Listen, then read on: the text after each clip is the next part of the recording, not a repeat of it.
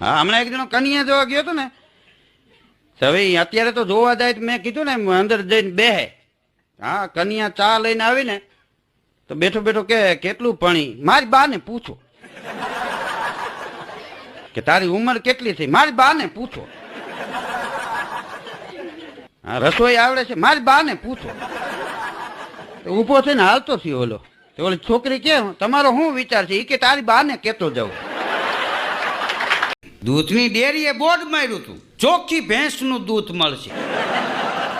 તો હામેની ડેરીના ગરા ગામના વળી ગયા. બોલો, 8 દી આવું આવેલું. પછી એક ભાઈએ કીધું તમે બોર્ડ માર્યું છે ચોખ્ખી ભેંસનું દૂધ મળશે, પણ આમાં તો પાણી નાખ્યું એવું લાગે. તો ઓલો કે એમાં દૂધમાં પાણી જ નખાય, એમાં હું પેટ્રોલ નખાય. પણ કે બોર્ડ માર્યું ચોખ્ખી ભેંસનું દૂધ મળશે. તો કે એ બરોબર છે, અમે હવાર હાંજ ત્રણેય ટાણા ભેંસને નવરાવી છે, પછી દોઈશ. દૂધ ચોખ્ખું નથી, ભેંસ ચોખ્ખી છે. એક મથુરભાઈ છે, મથુરભાઈ એના છોકરાને કે છોકરાઓ જરા વિચાર કરો, વિચાર કરો તમે. ઓલો કે ભાઈ હું વિચાર કરું? કે તમે સાંભળો. મથુરભાઈ એના છોકરાઓને કે છોકરાઓ વિચાર કરો, તમારા જેવડા જેથી જવાહરલાલ નહેરુ હતા તેથી ક્લાસના મોનિટર હતા. એનો છોકરો કે પપ્પા એ પછી તમારા જેવડા થયા ને ત્યારે વડાપ્રધાન હતા. તમે હજી રેકડી આંકો.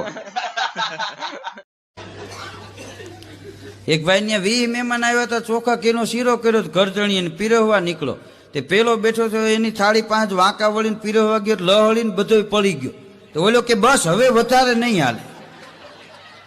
ઓલો ડોળા કાઢવા માંડ્યો, આટલો ખાઈ જાય તને મારી નાખું. આઈને ખાવા આવ્યો ખાતર પાડવા. નાઈને સવારમાં એક ભાઈ બહાર નીકળ્યો, તો એક ભાઈનો ફોન આવ્યો કે મેલ જોયો કે ના, એ તો હાબુ ભેગું ગયો. અરે મેલ નહીં, ઈમેલ કહું છું. ઈ કે જોવાનો વારો આવે, આમ આમ કરતો રહ્યો ત્યાં તો વયો ગયો ભૂંગરામાં થઈ. હા, ઘણા આઈથી ઉના પાણી કરી નાતા હોય બેઠા બેઠા. વાત શું કરે, આપણે કોઈને ચિંતી જ નહીં કોઈ, પણ કોઈ ચિંતું કરતા નથી એમ કે. હા, હું ઘેરે જાઉં તો મારી જાતે બધું કરેલું. ભાઈ આ પરંપરા તારી 3 પેઢીથી હાલી આવે. તારા દાદા હાંડો લઈને પાણી ભરતા એ અમે જોયા. અમે કોઈને નો ચિંતી હાથે કરી લે, પણ હાથે જ તમારે કરવું પડે, કારણ કે રહ્યો છો એ રીતે.